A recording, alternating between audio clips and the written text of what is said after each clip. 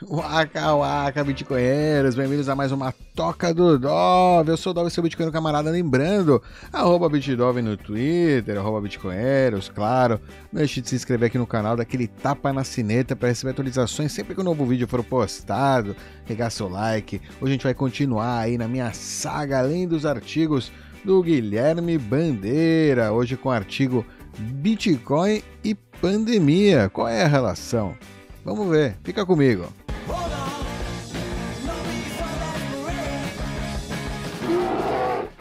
Oh yeah, isso aí, tá aqui o artigo do Guilherme Bandeira, Bitcoin e pandemia. Como reagiria uma sociedade bitcoinheira durante a pandemia? Vamos lá.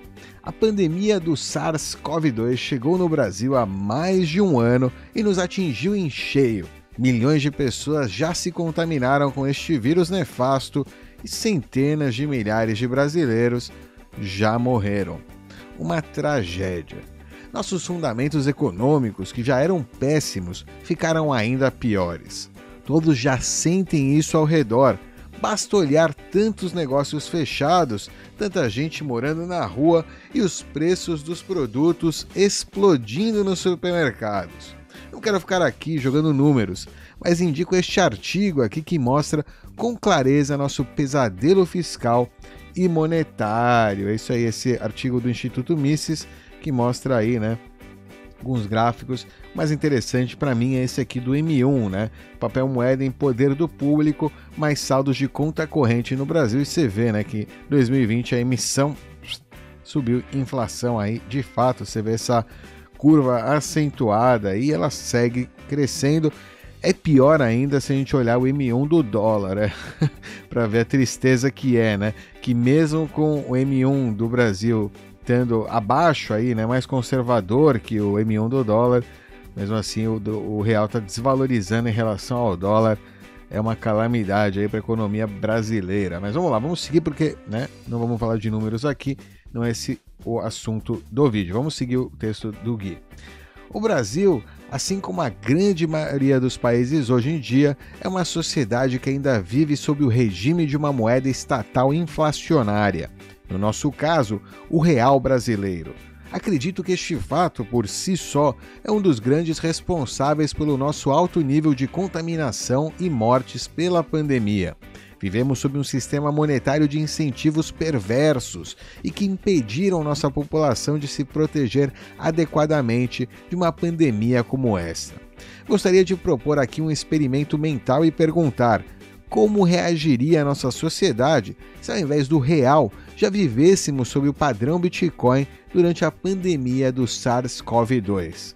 Primeiro ponto é o seguinte: há uma grande diferença entre uma sociedade que vive sob um padrão com moeda forte, como a maioria dos países ocidentais, durante o padrão ouro aí, entre 1870 e 1914, e uma sociedade que vive sob um padrão monetário com moeda fraca, como praticamente todos os países hoje em dia.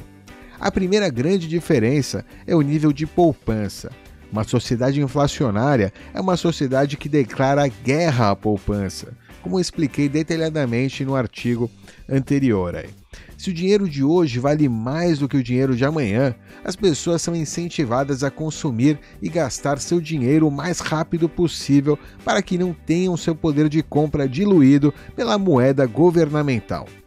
Inflação também incentiva o endividamento.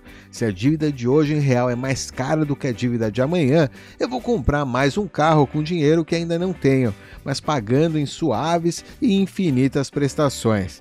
Quando os juros são derrubados artificialmente, então é como se o governo implorasse para todo mundo se endividar e consumir. Se eu tenho à minha disposição uma moeda forte, tudo é diferente. O nível de poupança das famílias é alto, a riqueza que eu acumulei por meio do trabalho está segura, preservada em uma moeda que não perde o poder de compra. O endividamento é baixo. Como não preciso consumir a qualquer custo, só acabo comprando aquilo que realmente preciso. Se o nível geral de poupança é alto, as famílias e os negócios estão mais seguros caso apareça alguma catástrofe que os impeçam de trabalhar ou funcionar.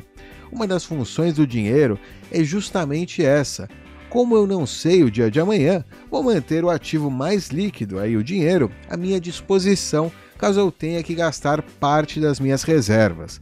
Tudo isso faz com que uma sociedade aí que vive sob uma moeda fraca seja extremamente frágil e uma sociedade sob uma moeda forte seja robusta. A vida é cheia de imprevistos. Vivemos hoje sob uma pandemia, mas podemos viver vários tipos de catástrofes naturais e humanas nesta vida, como guerras, revoluções, terremotos ou incêndios ou até outro tipo de catástrofe aí interestelar, cósmica. Em uma situação dessa, quem está melhor preparado? Quem tem poupança ou quem tem dívida aí para pagar os bens inúteis que consumiu?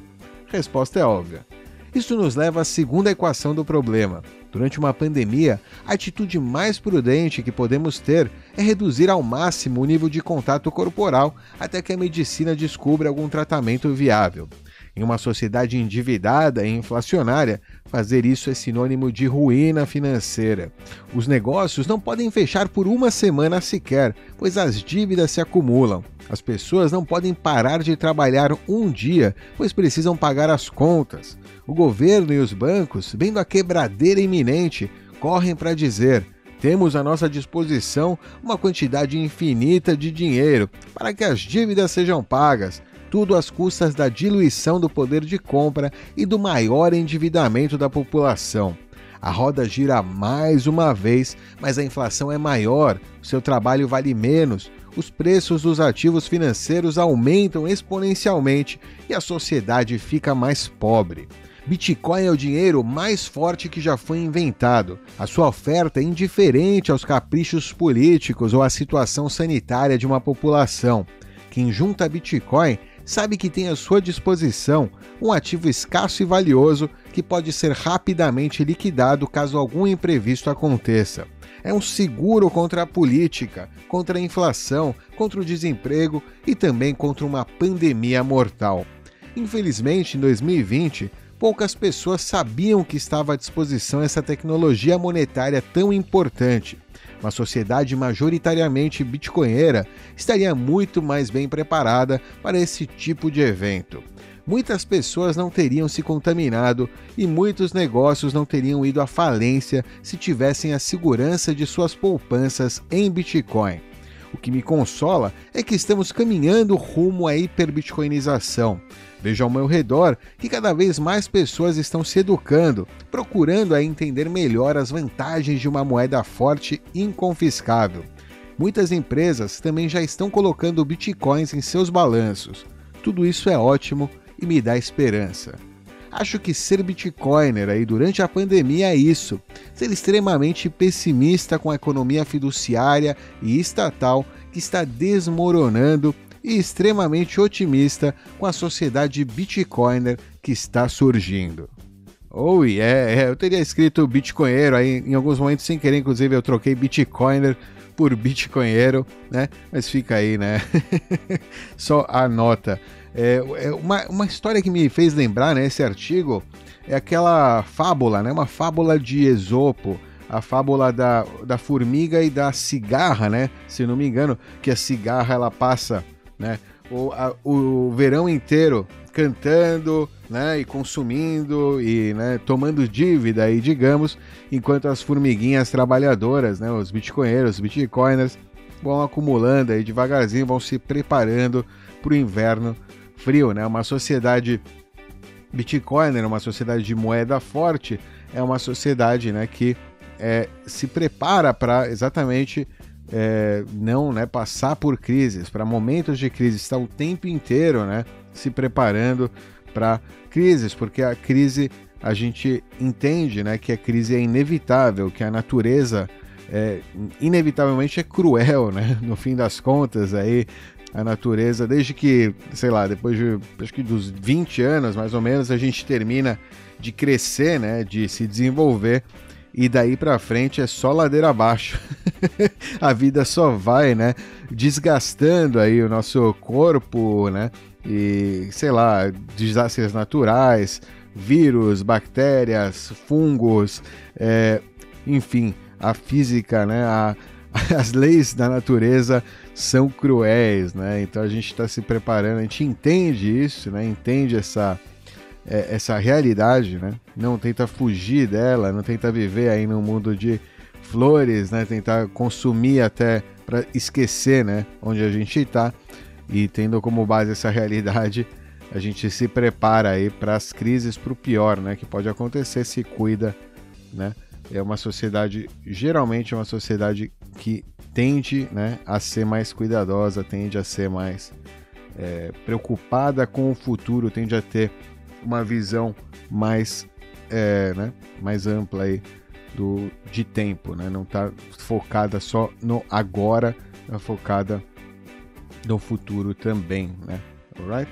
Então a poupança aí seria parte integral, né, de uma sociedade com uma moeda forte. No caso do Brasil, você sabe, né? É bem difícil, né, acostumar a poupança, né? A maioria das pessoas, quase todo mundo vive aí né, de mês em mês, né? E não consegue ter uma poupança, e a poupança que faz, né? A poupança, né? A famosa, infame poupança, não rende nada, né? Rende menos que a inflação da moeda. Então, a pessoa igual, mesmo fazendo poupança, mesmo guardando dinheiro para o futuro nesse ativo fiduciário, nessa moeda fiduciária, mesmo a pessoa que é prudente, né, no sistema fiduciário, ela se ferra. Realmente, ou seja, não consegue, né?